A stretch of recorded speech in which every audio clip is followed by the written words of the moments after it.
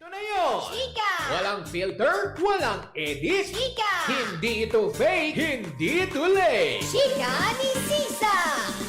Lahat ng ganap sa showbiz pag-uusapan natin dito. May nag-break, may nagkabalikan. Tara at pag-usapan. Kung ano man ang chika, alam na ni Sisa. Ito ang Chika ni Sisa. Chika! Ni Sisa!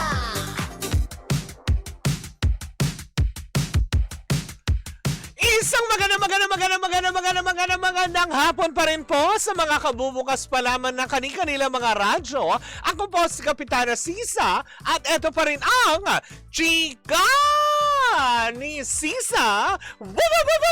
Hello po sa inyong lahat dyan. At syempre sa lahat pa rin po ng mga naghahanap buhay ngayon. Hello po sa inyong lahat dyan. Sa mga taga-Pasig Mega Market, hello po sa inyong lahat dyan. Hindi ba? At syempre sa mga taga Valenzuela City Central, diba? Malamang wala itong mga pasok ngayon, nakakaloka, diba? Yung kanilang kitchen staff, sila Ami Espiritu, diba? Speaking of Ami, gusto kong batiin, si Chang Ami and Kuya Obet ng Pandakan, hello po sa inyong lahat dyan, Siyempre, batiin din natin, of course, na nakatutok natin na paraging nakasuporta, diba? Si Ate Alicia Balatbat ng Lola Nenasa. Hello po, magandang hapon po. Jerwin De Leon, all the way from Singapore. Alam ko kahit naman na hindi kita mabate, diba? Is alam kong lagi ka nakasuporta, Jerwin, diba? That's why I love you so much. Parang pagmamahal ko kay Cathy Amos ng Australia, diba? Ang reyna ng Australia, diba? Yung lagi kang babatuhin ng bag ng Chanel, gano. Anyways, eto na. Tumungo na tayo sa ating second Chika! Nako, diba? Ang chika natin ngayon ay hatid sa... Hindi. Diba? Eto na nga ang next chika natin na nakakaloka. Dahil nung Lunes pa lamang po ay nagsimula na at nag-pilot episode na ang The Secret of Prague ni na Andrea Brillantes at Enrique Hill sa TV5. Nasusundan niya ng 8:45 ng gabi ng My Best Friend Emma na.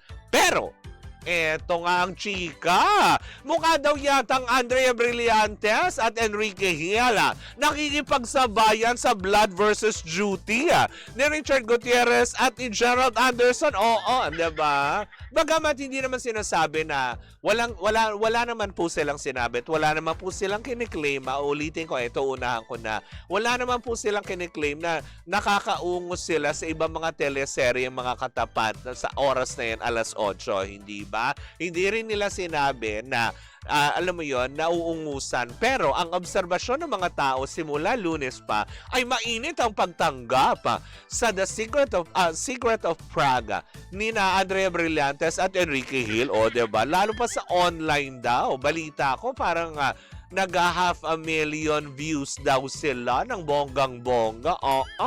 At sa ratings, diba? Kung sa ratings lang din naman may laban. Hindi naman talaga dapang-dapa, diba? Obserbasyon ng ilang mga kapamilya fans, diba? Na patungkol dito kung bakit kung ganun man na nangyayari sa A Secret of Prague. Kasi nga naman, produkto yan ng ABS, diba? Diba, produkto ng ABS yan si Andrea Brillantes. Produkto yan ng ABS si Enrique Hill. Lahat yan dumaan sa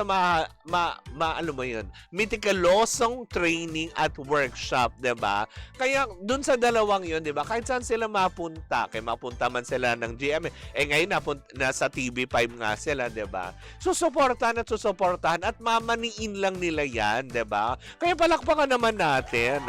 Deserve nila, diba? Kahit pa sabihin mong hindi sila number 1, diba? Pero, hindi sila kulelat, diba? Hindi talaga yung ngangers.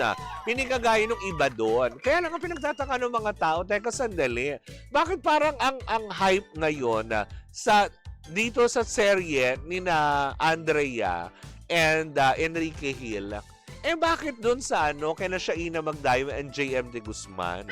Diba? Kamusta naman kaya yung My Best Friend Emma na nakakaloka?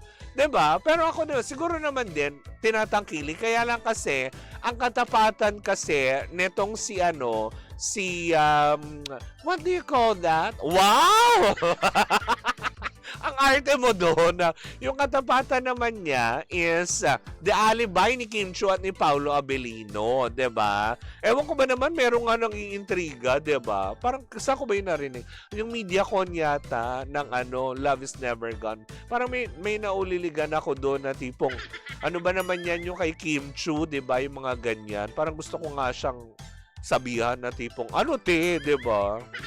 Na parang yung pagkakarinig ko is parang konti lang daw yung nanonood sa free TV channel kasi napanood na daw yan online. 'Di ba? Kumbaga parang tapos na nga ba? Totoo ba 'yun?